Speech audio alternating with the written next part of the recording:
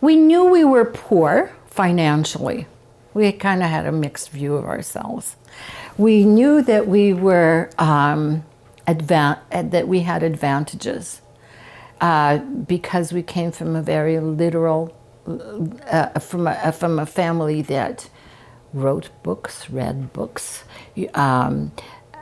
liked art, had art, not a lot, but we'd go to concerts. We were all expected to play an instrument growing up. So we knew that we were different from others and that we had advantages. But we also knew that we were very poor. We had no car. When we bought things that we needed for the house other than what was in the garden, we had to, or what my mother would buy from people like the Mennonites or the First Nations people or Métis people that came by with fish, we bought on credit. And so that was always that was also a very difficult thing to negotiate. How much credit do we have? What can we afford to buy? And these would be essentials. We collected bottles, pop bottles. And then my father would take them in and take them where? What'd you do? To the grocery store. And the grocery store would give you, let's say a penny. I don't know what it was, a penny or 2 pennies for a bottle. And that would go against our bill. Yeah. Where would you find bottles? Oh, you would you'd walk the streets.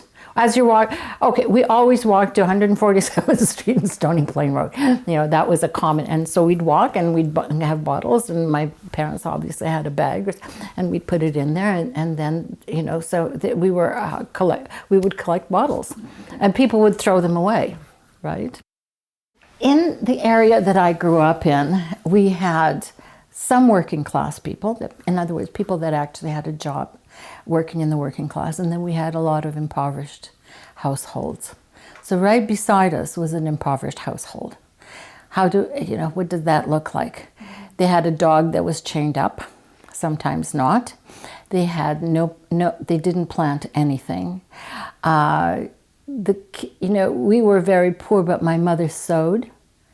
She would find a rummage. She then discovered rummage sales. Great joy, right? Because off she would go. And come back with clothing, so there was a real attempt to look good, right? And to have the necessary clothing. The neighbors on one side, to the south of us, were extremely poor. They were just extremely poor. The father didn't work, the kids didn't have shoes, how extreme? Dirty, not enough food, dirty, weren't being looked after. On the other side to us, they had greater pride of ownership, but they were also very poor. So they looked after things more, but they were also the poverty ground them down, and they didn't have jobs that their parents didn't, or their fathers, because at that time, it was didn't have jobs where they had an income. So somebody who was a tradesperson, for instance, within the community I grew up in, had economic status. They would have had a much better household. But some of the households were really impoverished, and they didn't, right? They didn't have anything. And they also didn't have, why we knew we were different is that we had certain aspirations and we had standards that were different from them. Economically, economically maybe we were on the same level at first, right? But it ground them down. And for us, as an immigrant family, we had aspirations, and also considering, what my parents, how they saw themselves, right? So that was a huge difference. Yeah, none of these were Ukrainian families. No.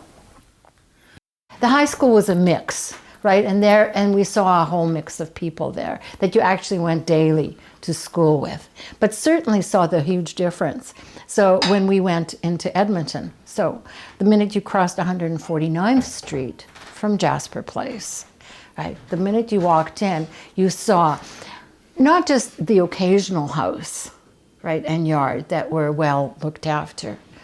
And you'd have 5, very poor houses or 3 very poor houses. In Jasper Place, you often didn't have fences. You had dogs running around, in the yard, but they would be protecting. And it was always, for me as a kid, walking back alone from the bus. It was always, I felt extremely dangerous. I was always afraid of dogs growing up because the dogs would come out. Lots of people had German Shepherds or a German some kind of mix, and they would be vicious, right? And they'd be protecting their turf, and you're walking down the sidewalk, and it was dangerous.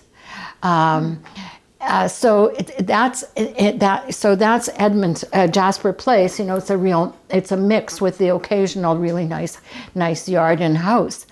When you walked into Edmonton on the other side of 149th Street, it was different.